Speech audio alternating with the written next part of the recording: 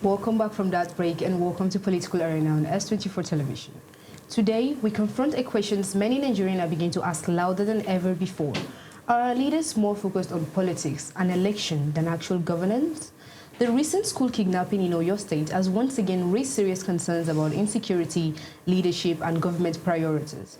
While political conversations around future election continue to dominate many headlines, many Nigerians are still wondering why the protection of lives and communities often seems secondary.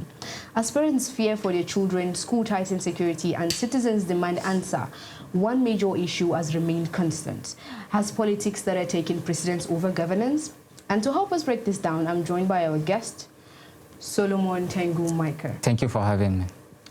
We will be sharing insights on leadership, accountability, and insecurity, and the growing debate over whether Nigeria is being overshadowed by politics. And welcome to Political Arena. I am Oniye Shukra.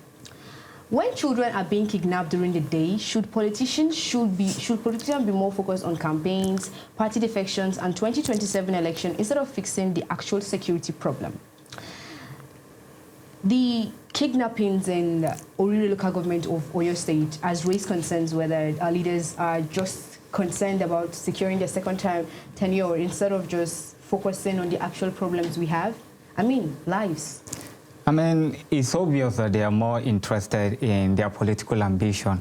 I can confidently tell you right now, out of the 109 senators, 360 House of Reps members and about 1,205 State House of Assembly are currently not in Abuja. Where are they? They are currently in their constituency trying to seek for re-election, politicking up. Now, my problem, the problem with our leaders is they are more interested in politics than governance. Politics is the struggle for power, right? To get into who will elect you and all that, the campaign, the rigging of the election. That is what they are much more interested in. Governance, as far as I'm concerned, it is not abstract. Governance is not abstract. It is practical.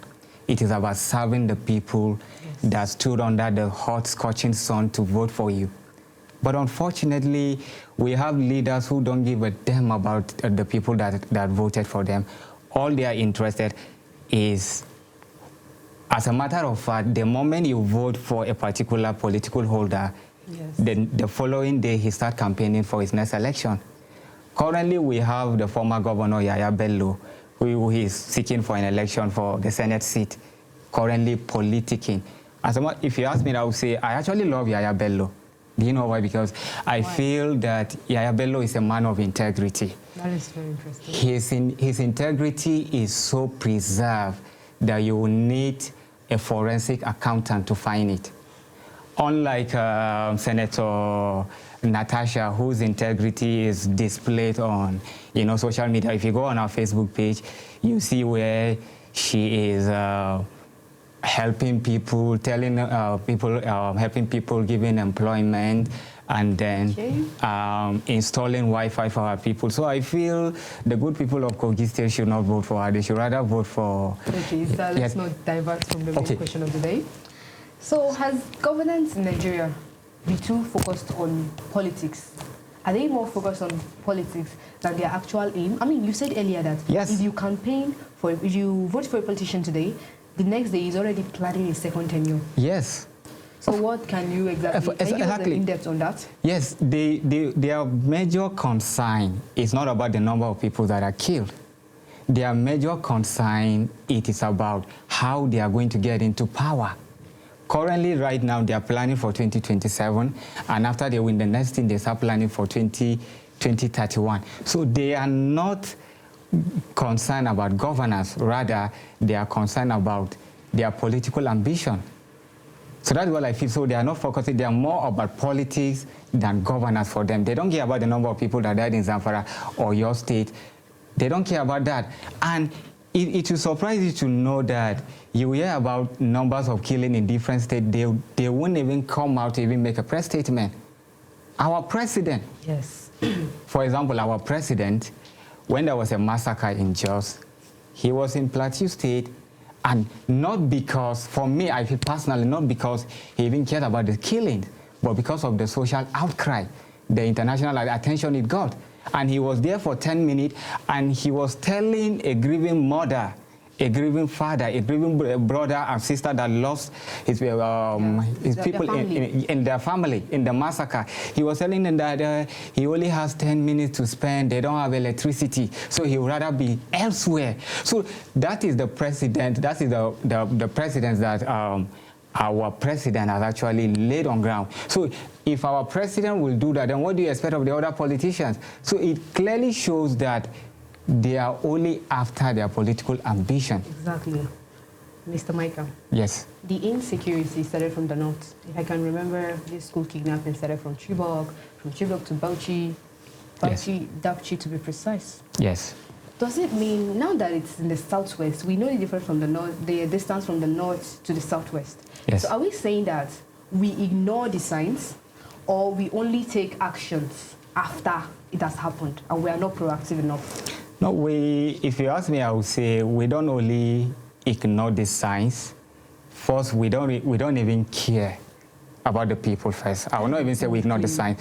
The signs are there. I remember, the former president, Sani Abacha, he said something. He said, any insecurity that lasts for more than 3 days has the hand of the government in it. That is yes, that is the truth.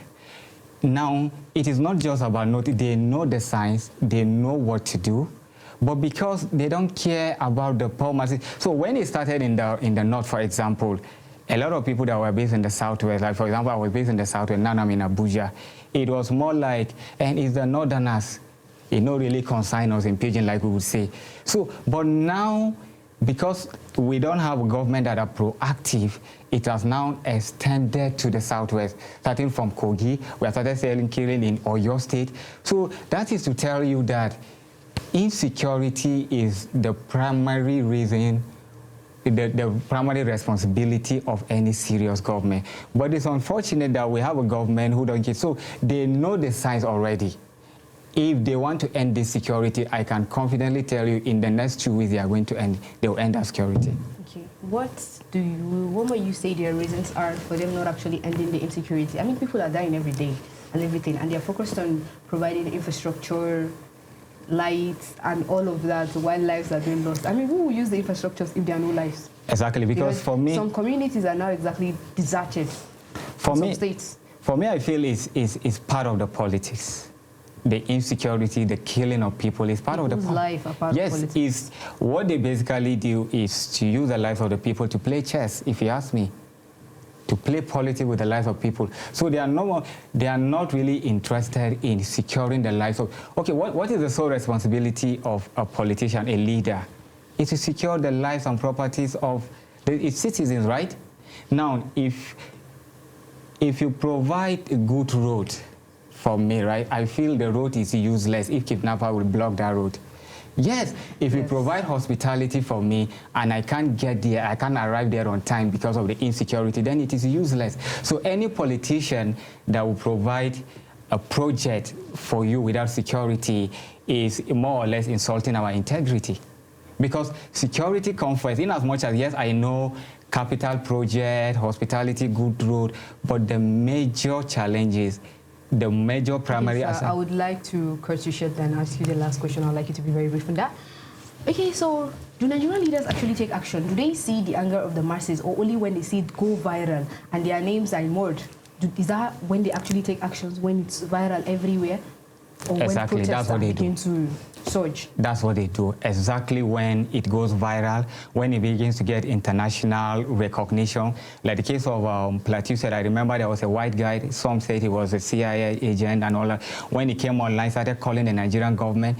That was when I think Bayo, the president, came out and said, no, he wants to destabilize our country. I mean, if we have leaders that make the citizen feel safe, we will not have a foreigner coming to tell us about our insecurity.